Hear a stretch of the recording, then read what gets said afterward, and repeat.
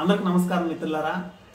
APDSC రాసిండ్రు latest update వచ్చింది కాబట్టి today so ఇక మెరిట్ లిస్టులు ఉండవు, డైరెక్ట్ సెలక్షన్ లిస్టే అంటున్నారు. కాబట్టి ఇప్పుడు ఈ సెలక్షన్ లిస్టులో మీ పేరు ఉంటుందో లేదో అనే కదా మీ సందేహం.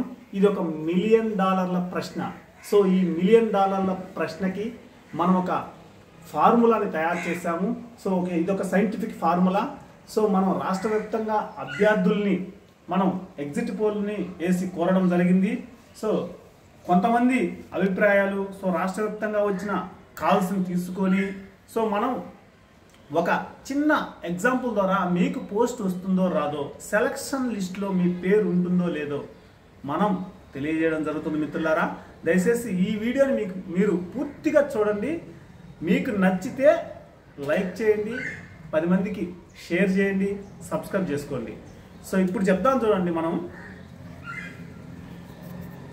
70 నుంచి 80 మార్కులు మధ్యలో ఉన్న వ్యక్తులు 30% పోల్ చేశారండి.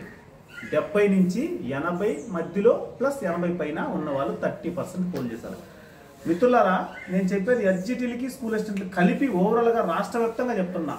ఇది మీరు కొంచెం జాగ్రత్తగా లాజికల్గా అర్థం చేసుకోండి.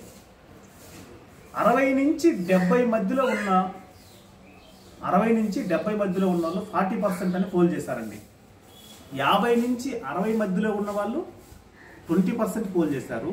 50 లోపు ఉన్న వాళ్ళు 10% పోల్ చేశారు మనకి.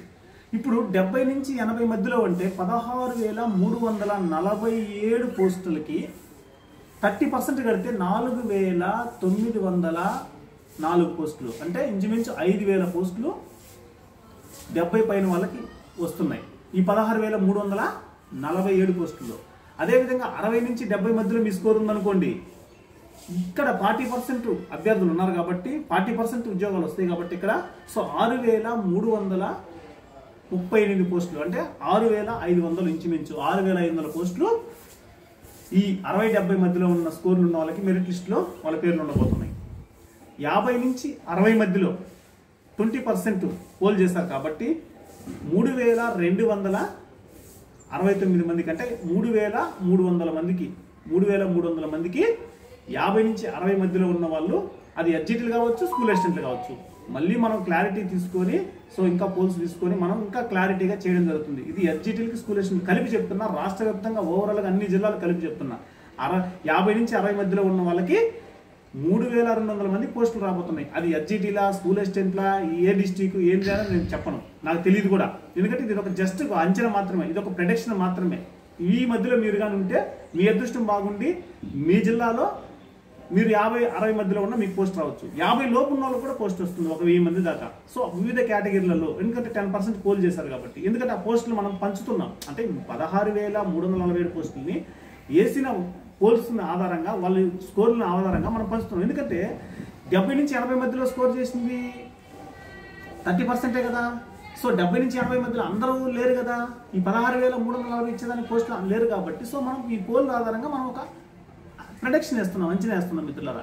అంతేగాని ఇదే ఫైనలైజ్ కాదు. దయచేసి ఇది అర్థం చేసుకోగలరు మీరు. నేను మీకు ఒక అంచనా ఇస్తున్నా, మీరు అర్థం చేసుకొని సో మీకు పోస్ట్ వస్తుందో రాదో మీ అదృష్టాన్ని బాగుండి మీ జిల్లాలో మీకు అదృష్టం బాగుంటే రావచ్చు కూడా. సో ఇది మిత్రులారా. సో 10 అంటే దీన్ని బట్టి అర్థమైంది ఏందయ్యా అంటే, మీరు 50 నుంచి 60 మధ్యలో మార్కులు కానీ ఉంటే సేఫ్ జోన్లో ఉన్నట్టే, రిజర్వేషన్ ఉంది, అదృష్టం బాగుంటే పోస్ట్ వచ్చే అవకాశం ఉంది. ఇక 60 నుంచి 70 మధ్యలో ఉంటే ఇక్కడ ఎక్కువ మంది ఉన్నారు. 60 నుంచి 70 మధ్యలో ఎక్కువ మంది ఉన్నారు, ఎస్జిటీలు కానీ స్కూల్ అసిస్టెంట్లు కానీ. 60 నుంచి 70 మధ్యలో ఉన్న వాళ్ళకి ఖచ్చితంగా 60 మార్కులు వచ్చిన వాళ్ళందరూ పోస్ట్ వస్తుందని కాదు మిత్రులారా. 60 మార్కుల్లో ఎవరైతే ముందుంటారో కేటగిరీలో వాళ్ళకి ఖచ్చితంగా పోస్ట్ వస్తుంది.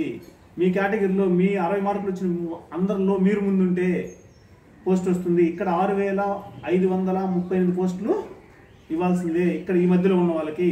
అంటే చెప్తున్నా ఉదాహరణకి, అంటే మనకు ఎందుకంటే ఇప్పుడు 70-80 అందరూ 16,347 మంది 70 పైన స్కోర్ చేసిన వాళ్ళకి ఉద్యోగాలు వస్తాయా? కాదు కదా. రిజర్వేషన్ కేటగిరీలో తక్కువ మార్కులు ఉన్న వాళ్ళు ఆ కేటగిరీలో రోస్టర్ ప్రకారం పోస్టులు ఇవ్వాలి కదా. సో ఆ పాయింట్ ఆఫ్ వ్యూ ఏంటంటే మనం 60 నుంచి 70 మార్కుల మధ్యలో ఉన్న వాళ్ళు కూడా పోస్ట్ వచ్చే అవకాశం ఉంది. 60 నుంచి 70 మార్కులు వచ్చిన మధ్యలో ఉన్న వాళ్ళకి. ఇది మిత్రులారా. ఇంకొకటి ఏంటంటే ఇక్కడ చేదు వాస్తవం కూడా ఒకటి చెప్తా. ఎందుకంటే మీరు కష్టపడకుండా నాకు పోస్ట్ కావాలంటే రాదు మిత్రులారా. అది దయచేసి అర్థం చేసుకుని మీరు కానీ 1 year నుంచి లేదా 2 years నుంచి ప్రిపరేషన్లో ఉండి లేదా 3 years నుంచి లాంగ్ ప్రిపరేషన్లో ఉండి మీరు మంచి 70 పైన స్కోర్ చేసి ఉంటే ధైర్యంగా ఉండండి, సెలక్షన్ లిస్ట్లో మీ పేరు ఉంటుంది. ఇది నేను చెప్పదలుచుకున్నాను. దయచేసి ఎవరు కూడా అధైర్యపడొద్దు, టెన్షన్ పడొద్దు మిత్రులారా. దయచేసి మీరు డిప్రెషన్కి అసలు గురి కావద్దు. ఎందుకంటే మీ సెలక్షన్ లిస్ట్లో మీ పేరుకి మీరు కష్టపడి ఉంటే కష్టే ఫలి అన్నారు. చిన్నప్పటి నుంచి మనం స్కూళ్ళలో చదువుకుంటుంటాం, కష్టపడితే ఫలితం ఉంటుంది అని చెప్పేసి. కాబట్టి కష్టపడింది ఏది రాదు మిత్రులారా. ఖాళీగా కూర్చొని చదవకుండా మాకు ఉద్యోగాలు కావాలని కోరుకోవడం కూడా ధర్మం కాదు. ఎంత మాత్రం మీరు కష్టపడి ఉంటే మీకు ఖచ్చితంగా పోస్ట్ వస్తుంది. 60 నుంచి 70 మధ్యలో కానీ ఒకవేళ మీరు ఉన్నట్లయితే సో మీకు మంచి అవకాశాలు ఉంటాయి. ధైర్యంగా ఉండండి. ఎందుకంటే మన లెక్కల ప్రకారం ఖచ్చితంగా మనకి 6500 పోస్టులు ఇచ్చే అవకాశం ఉంది కాబట్టి అది స్కూల్ అసిస్టెంట్ కానీ ఎడ్జిటీలు కానీ. సో ధైర్యంగా ఉండండి, ఎవరు కూడా టెన్షన్ పడొద్దండి. ఈ వీడియో మీకు నచ్చితే 10 మందికి షేర్ చేయండి.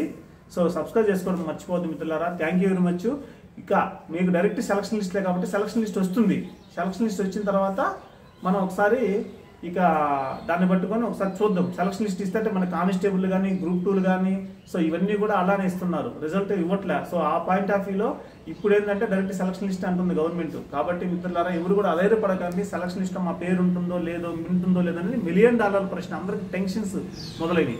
సో కాబట్టి సెలక్షన్ లిస్ట్లో మీ పేరు ఉంటుంది ఖచ్చితంగా. ఎందుకు ఉండదు? మీరు కష్టపడి ఉంటుంది. కష్టపడకుండా నాకు ఫలితం కావాలి అంటే అది ఎంత మాత్రం సమంజసం కాదు మిత్రులారా. దయచేసి ఇది అర్థం చేసుకోగలరని మనస్ఫూర్తిగా కోరుకుంటున్నాను. థ్యాంక్ యూ వెరీ మచ్ అండి. Thank you.